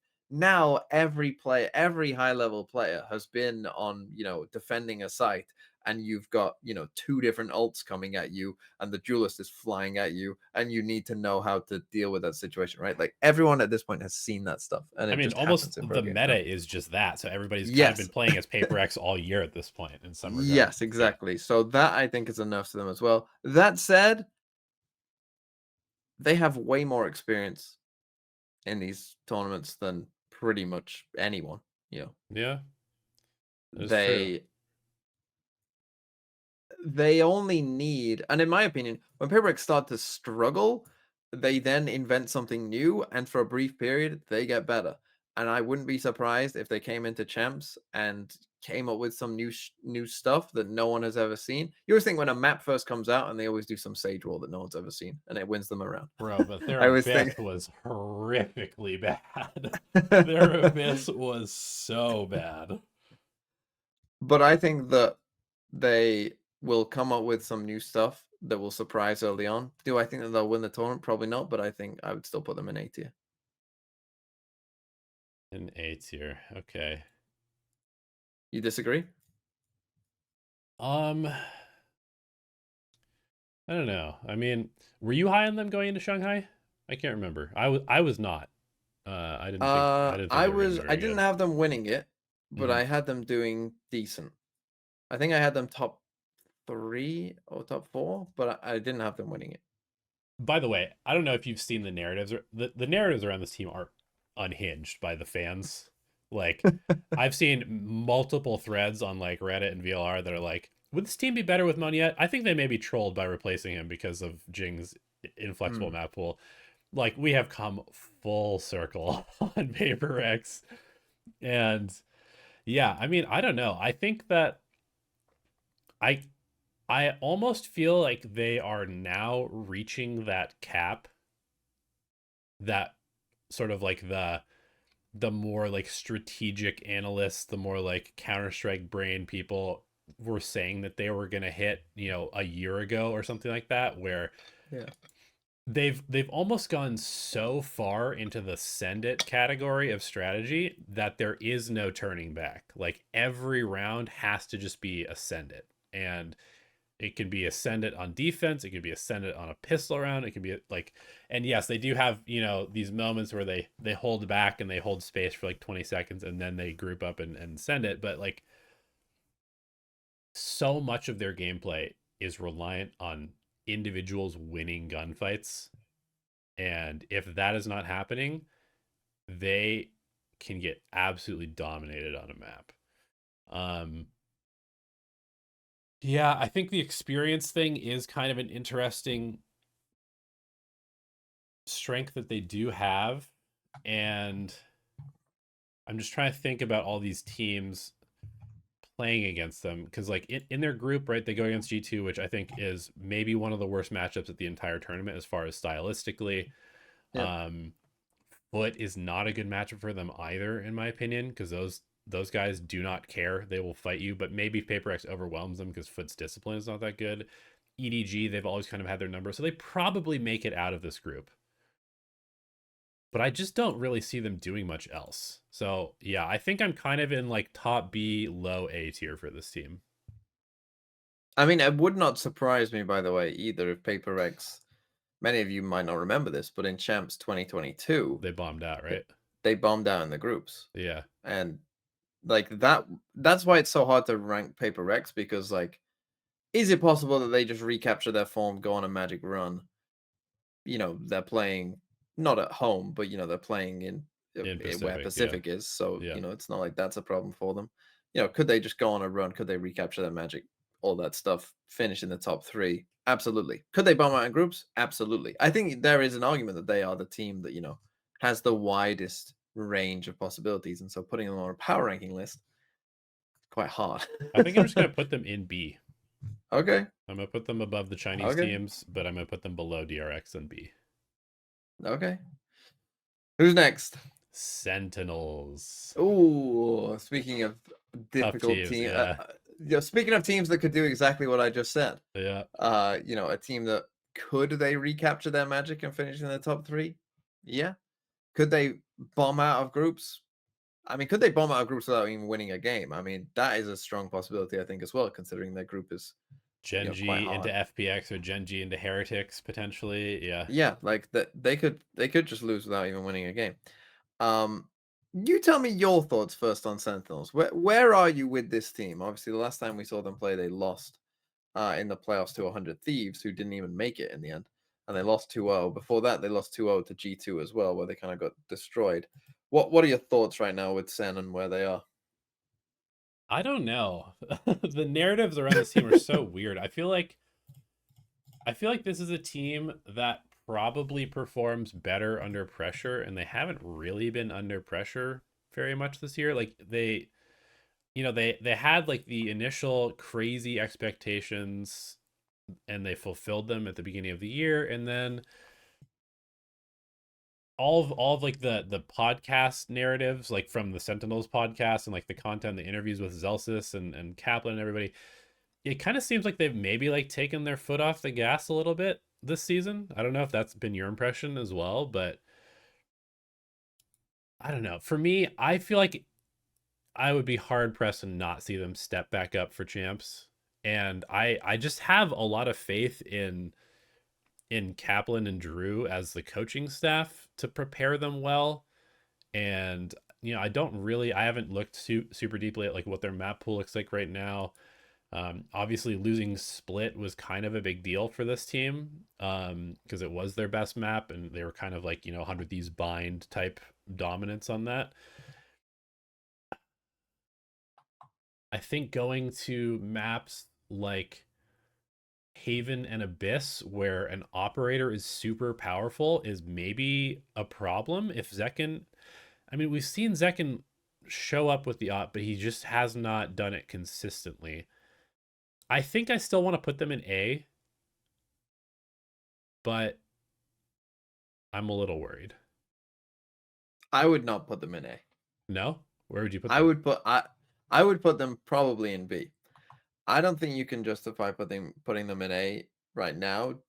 I think one of their big problems is that they seem married to this deadlock idea, and I do think that is a problem for them. I think it's a problem. Mm, Again, we talked about it with like Foot, and a their bad comp's read on the not. meta is what you're saying. Yeah, Uh but not even just that it's a bad read on the meta, but it's a bad read for this team because I uh-huh. think it's the same thing as Foot, where you're just playing comps that aren't you, right? When you're playing Mm, Lotus double Sentinel, the thing that I think Sen were best at was kind of quickly pivoting into ideas that then became their win con for a round. I think Sen are the best team in the world. I still think they're the best team in the world at recognizing what their win con is in a specific round mm, and playing to that win con. But when you're playing double Sentinels, like, on Lotus and stuff like that, or on Ascent, it kind of hems you in. You're kind of like trapped into like, you can't be as, fluid across the map. You can't be as like, well, I'm gonna, we can all send this different bits of util everywhere because we've got all these different moving parts that we can add into this. It ends up being like you're pretty static. And I know the deadlock obviously can add some things into that, like a Gravna or something, but it's not as easy as as chaining together some other things with some other agents. And so I personally don't think that the comps that they're playing suit their strengths personally. mm. And I think that split going is a big deal. It is a Yeah. big deal when you are the best team in the world and you have like either the opponent has to ban it, in which case you can then maybe play their perma ban if it's not split, or you basically get a 1-0 up. Right? That Yeah. it's such a massive deal to have that and now to have lost that. And I think we saw that with 100 Thieves as well, right? When 100 Thieves couldn't win bind and split two, Yeah. they look like a completely different team, Yep. right? It's a completely different team from the team that was, 1-0 up in every series to the team that's now because, like, and again, you don't think about this when you're just looking at the results, a month later or whatever, but obviously in the moment, the emotion of, hey, we've just come off bind. We're 100 Thieves. We won 13-3 again. Let's go to the next map. You're feeling Right. great. The difference is pretty palpable, to where if you lose map one and it's like, oh, we got destroyed. Oh no. That is obviously going to play into it. That if in fact, I would love to see even if you end up winning a series, if you get destroyed on map one, I bet it's very rare that you destroy them on map two. Even if you're clearly the better team, I bet a lot of map two wins after a team gets destroyed are then very close, like squeak it out. Mm-hmm. Just because the psychology in this game, I think, is so massive. And I think the Yeah. one real worry for me with Sen, though, coming back to Sen, is against 100 Thieves. I've never seen them like that. They Mm-hmm. looked so depressed. On They looked stage. like on stage. Yeah. They kept going to Zelsis, who normally, even when they're losing, is chirping away. So Right. he looked depressed. He Right. looked like, I really don't want to be here. And this was a single elim playoff game. Now, of course, they ended up making champs anyway, but they didn't know that at the time that they were going to, Yeah. right? And he looked really, really like, Hmm. just like, I'm not saying anything, but none of us are saying anything right now. And I think that Yeah. it's a very weird position to be in where you've qualified for champs, but you feel like probably your own performance, like, we don't belong here. Like, we didn't play well enough to actually get here. I Yeah. think I mean, is a strange feeling. Put them now, in B tier is what I say. yeah, I think now that I'm looking at their map pool, like I know what it's like to be in a team that has maps that you just don't enjoy playing, and Mm. and like trying to figure out what comp works for you, and it really looks like a lot of their comps are like, I didn't realize that they were playing Deadlock on 3 maps. Yep. And losing Split, they haven't shown Abyss, they haven't shown Icebox. Yeah, I could see this team really not having a good time in practice right now, because they're probably, they're trying stuff out, stuff is not feeling particularly good. I mean, maybe their scrims are going fine. Yeah, I think I'm fine with them in B. Would you put them above or below the Chinese teams? I put them above the Chinese teams because I think there's still like you say, there is a potential chance, like there is with Paper X Mm-hmm. as well, where if things do click, they could easily make the top four. Sure. Like it would not be that big of a shock. So I would put them towards the top end of the B tier. I know we probably have a pretty inflated B tier, but I think Yeah. like again, I don't like when people say like, oh, everything has to be, you have to have an even amount of teams and everything. Well, that's not how it works. Yeah. Yeah. Yeah. That's not Well, how it's not how it goes. we'll move a couple teams towards the end of this after we get everybody situated. But yeah, I think B is fine. We have them below Paper X currently, and in between Paper X and FPX, which I think is fine. Okay, who's next? Talon Esports. Are they the worst team? Frost seems to think that they've got a lot hidden, and they've got Primi, and they've got a lot going for them going into champs. He said they didn't care about playoffs at all. So are we to judge that? What the hell is this team on? Where do they land, TMV? Even if he thinks that they've got a lot prepped and maybe they do, and maybe they'll have some surprises for teams and stuff like that, I still think on a round to round basis, they still make enough mistakes that I'm not super, super duper hopeful for them. Are they the worst? I would say they're better than Billy. Maybe they're better than Trace. Starting against Lev. Unlucky. I personally don't see that much hope for them, but I don't Yeah. know. They're in what I've called the group of life. Where they have they're playing against Lev first, but No then what's the rest of TMV. their group? B is the group of life, because that's where FPX is. Okay, a good one. They've got Vitality and Trace and Lev in their group, which I think is a like Vitality will be favored. I think pretty strong to come second, but could Talon upset Vitality? Wouldn't shock me if they did, honestly. Huh.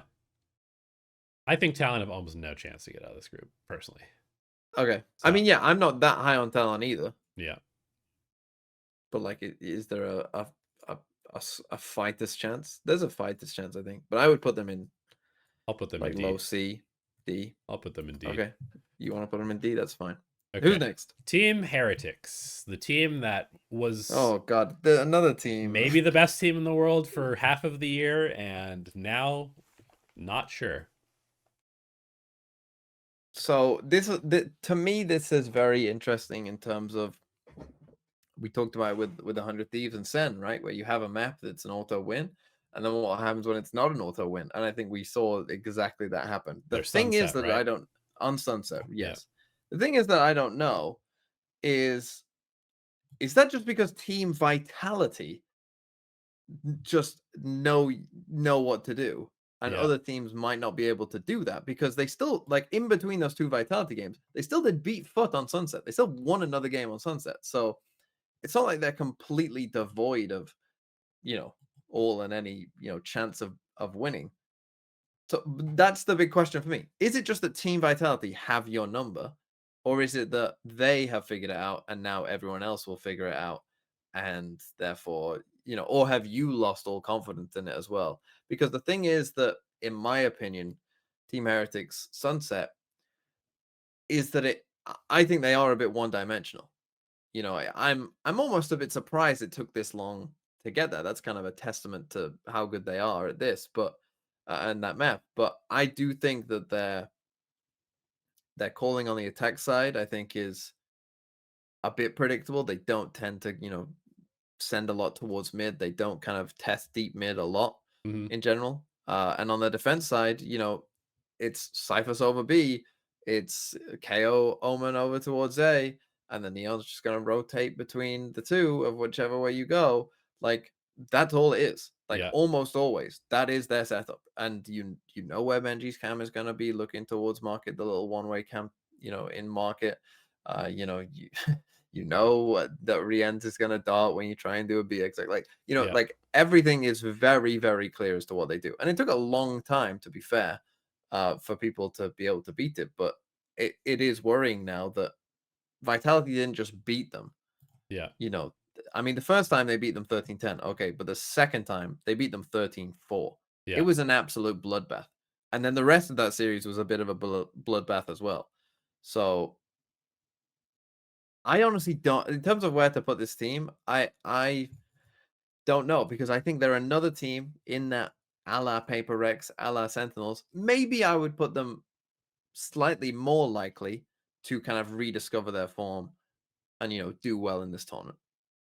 But so I would probably say I'd give them a reluctant A. A reluctant A, huh?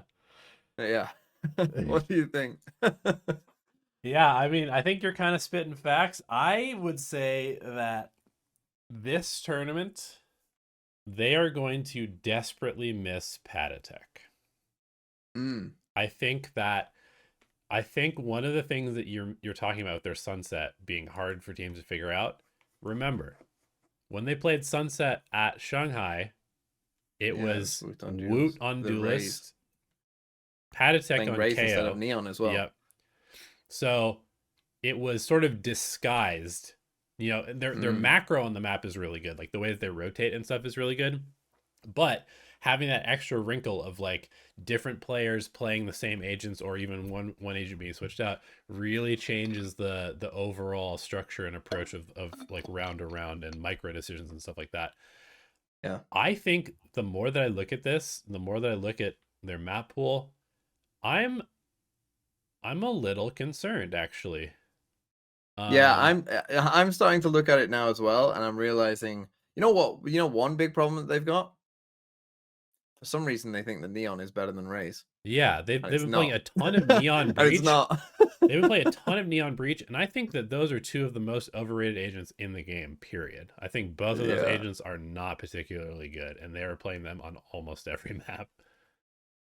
yeah. I think that is a problem. I'm Yeah. with you. I think I That's would put tough. them in B tier, if I'm being honest. Okay, where would you what ranking would you put of Paper X Heretic Sentinels? I think I might put Heretics below all of them. Whoa. Okay, that's. I think that's a little hot, but okay. Look, I think they're pretty close. I think all three of those teams are pretty close in terms of teams that could they just bomb out? Yeah. Yeah. Could they? Could they? I mean, Heretics and Sentinels are in the same group as well. Yeah. So, yeah, I mean, it might come down to Heretics versus Sentinels to see who goes through. You know me. I love doing the armchair psychologist stuff because it's Yeah, part of my favorite thing about the game is like the mental game. And to me, I think that without Patatek there being sort of like the calm voice of reason, the good vibes, the guy who's there like with nothing to lose, has a bunch of experience, has constantly had a lot of adversity and just like getting these opportunities. I think you're relying so much on young players now to like give the energy, right? Because like without Patatek, I mean, Boo is not a vibes guy. We know that he's like a strat brain guy. He's the good at stoic. he's good Yeah, at mid rounding, that type of stuff. But the vibes on this team comes from Benji and Mini Boo and some of the younger guys. Like, but if you're relying on Benji Fishy, and this is no knock against him because I think he's been unbelievable this year. But if he has to kind of carry the team's energy and he has a bad game, and then your next person up is Mini Boo and he's having a bad game, like there's no solution, right? I could see this team coming out, going down 0-6 against like FPX, and then just being like, I don't know how to fix this, you know? Like yeah. mentally, how do we fix this? And maybe I'm being too harsh, but it's just a narrative that I could see happening. And so, maybe they'll step up and I could see them performing well, but I have a very hard time seeing them win this tournament. And I think that there's maybe a higher percent chance that they have a like uncharacteristically bad performance at champs than an uncharacteristically good one.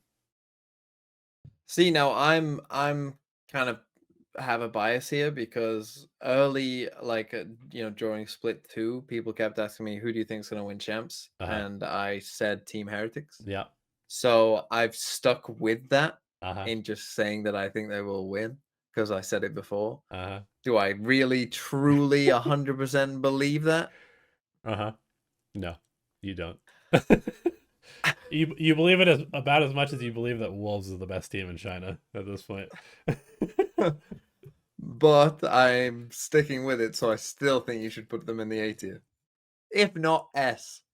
If not S, They're there's gonna win this no tournament. way this team Trust is an me. S tier team. There's zero. Trust me. There's no way this team's an I'd S put tier them in team. A. Go on, I'd put them in A. See, I genuinely would put them in A, but you seem pretty down on them, so you go ahead. I guess we average out a high B. I'll split the difference. I'll put them above DRX. Now I think DRX is way too high, so I'll put them above DRX. What are you smoking, man? I don't like DRX's team. I Uh, got that. Vitality. This is an I A think tier we team for me. Okay, I was gonna say, I think considering what you've said about all these other teams, I think we should be bold with Vitality, give them some respect, put them Yeah. in the A tier. I think this is an A tier team. I think the switch of, runner, nice try, but safe is just the better duelist, and it's not even close.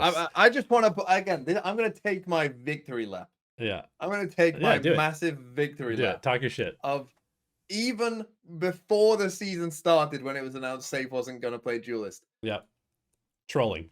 Some things aren't rocket science. I don't care if he doesn't want to play duelist. Yeah. You can't have the highest rated player in EMEA not play on that same role. Yeah.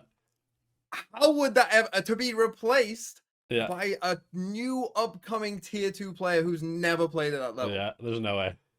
It just doesn't make sense. And good for Runner that he has also done pretty well in his new role as well. Like, Yep. that's good. That good for him. Like, I'm glad. He's probably secured himself a tier 1 spot for maybe the next couple of years, which is Yeah. good. Good for you, Runner.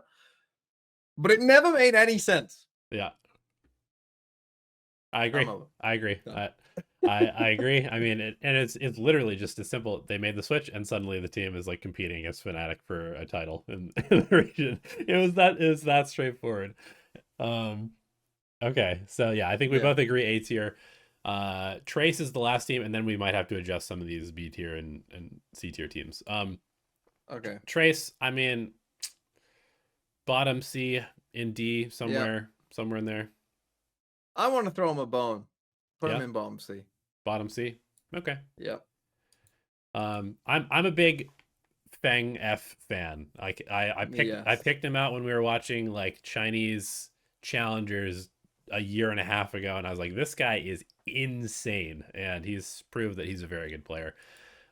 They made they were the team that made the switch with BLG, right? Well, yeah.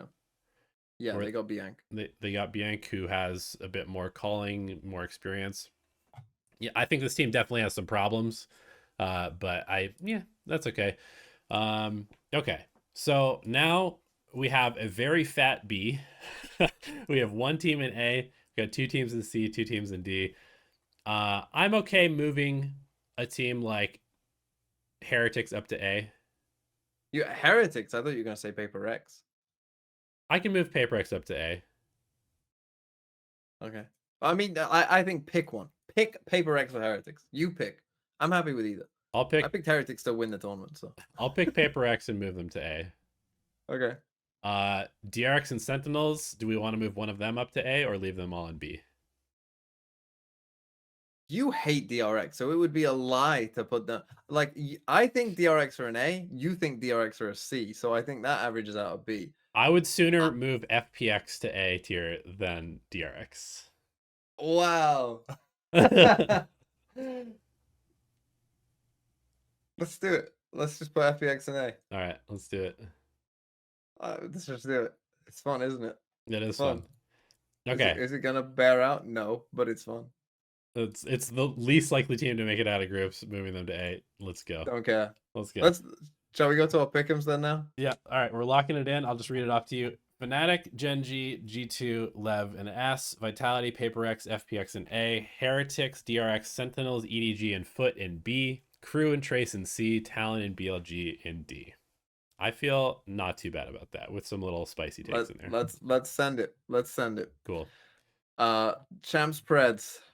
Champions predictions. I feel like this could get spicy with what we've just done, but I'm sure that we'll accidentally contradict ourselves a couple of times, but that's okay. yes. Let's start. I mean, obviously we've talked about all the teams, so Okay. we can kind of just Fnatic beats BLG, and then they go through as the first slot. I think we can agree on that. yes. Oh, do DRX beat Crew Elevated? I mean, this is where it could get interesting. I think that they will. I think that they will too, but I think it's like a 52-48 in this game. I don't think that, but okay. You have DRX favored though, so pick them. Yep. Okay. BLG versus Crew. Ooh, this is one of those where it's like, does Crew's mental implode after losing to a team in a tough match, and then they go out and BLG just doesn't care, or is BLG just broken after Fnatic 13-3 13-3s them? Which definitely could happen. I think I'll probably pick Crew. I think they have a bit more experience, and okay. Yeah. Okay. I did pick. I'm looking at my own pick 'em. I did pick Billy, but I'm not gonna put up a fight on that one too much. Okay. Just that Billy will be just known as the America's killer. Sure. That's it. And then DRX versus Crew. Oh, Rematch. So you just automatically pick Fnatic to go through? Okay. Oh, I thought that you already had, to be honest. Okay. But yeah. DRX versus Crew. The rematch. I would still say DRX. The rematch. All right, we can go DRX. Okay. Good. We can go DRX. Okay, the group of apparent death. Yep. GenG Sen. That's an American. It's real hard to pick Sentinels in this one. It's really hard to pick Sentinels in this one. I think we go GenG. Okay. FPX Heretics is very interesting to me. Do you feel strongly one way or the other? Other than the fact that you picked Sentinels to win the entire time? Picked Team Heretics to win the whole thing. Apart from that, no. And we did just put FPX in A tier, so no, here's what I think we should do. I think we should have Heretics winning this game. Okay. And then FPX is the storyline where they beat Sentinels and then come back and win. I could see that happening. And they beat Team Heretics in a rematch after GenG beat Heretics. I could see that happening. Let's do it. GenG FPX make it out of Group B. Let's do it. That would be a crazy story if Sen and Heretics go out. If FPX, but maybe that's what it would be, right? The group of death. It's not it's not actual death. It's the team. Like it's not a hard group. It's just that the teams that you had hopes for, they're dead. I mean, it's the group of death, and life comes out of it, right? like Yeah. a phoenix being reborn from the Wow, there you ashes. go. You should be a Boom. headline writer. Look at that. Boom. Boom. Okay. Group Left C. Talon. Lev Talon. Will Send Talon Lev. win a round? Is the question. Around? They have lost 13-0 before this season. They almost did it twice. They almost lost 13-0 again. Yeah, we're going Lev. Yes, I'll go Lev. Vitality Trace. I think it's I'll pretty go easy vitality. Yeah. Now the top one though, Talon Trace. Yeah. I mean, we put Trace above Talon. I almost believe Talon will win this. I don't know. I guess I'm pretty low on Trace, honestly. We threw him a bone in the Okay. power rankings, but I think Talon probably wins this. Okay. You can have Talon winning it. Lev Vitality. This is close, actually. Let's go for a surprise. Vitality. I kind of want to lean Vitality. Let's do it. All Let's do it. Safe versus Ospas. I mean, that's a banger, straight up. That is a banger. And then Lev Lev beat Talon. Yeah, Lev beats Talon a second time. I think so too. Okay. This is a tough group to Pred. Yeah. EDG versus Foot. I think that this is the closest first game. Yeah. That a team will play. I think this is a literal actual coin flip. 50/50. Yeah, I agree. Who did I pick? Let me check just quickly. Who did I pick? I picked EDG to win. Really? Okay. I did. So take that as you will. I don't feel good about it. Yeah, I think I'm leaning a little bit towards Foot, but okay. I mean, I'm not happy to go either way. But you want EDG to win. I kind of want EDG to win. Go for it. Pick what you want to happen. But every time I underrate Foot, I'm wrong. That happens to everyone. I'm gonna go Foot. Okay. G2 Paper Rex. You know what? I was looking at the odds in this game. This is Paper Rex are favored. What? What? If you go on VLR, Paper Rex are favored. There is some bizarre, like at the FPX Team Heretics game as well. Team Heretics are massive favorites. Massive favorites. That one I understand a bit more, but yes, that one at least makes some sense. But if you go on it right now, dude, people are so biased to Paper X. Slightly Paper X favored over G2. So biased to Paper X and so anti G2. I mean, to me, this is like 65% G2 favorite in my opinion. I would agree with you. Yeah, okay. I mean, I would pick G2 personally. Okay. And then what have we got? Then we've got Edward Gaming against Paper X. I mean, does EDG like didn't they finally do that at one of the events? They did. They beat them at Masters Madrid. They did. These two teams have just weirdly been in so many groups together. It's like every time they're just in the same group. And they played some absolute bangers as well in the past. Yeah. Could it happen? Could Paper Rex not win a game? It could happen. It could definitely happen. I think we continue. Let the spice flow. We're just going 2 Chinese teams overcoming their demons and making Let the spice flow. No, I'm picking Paper X. Oh, boring. And then G2, I'm guessing beat Foot. Yeah. Maybe, probably.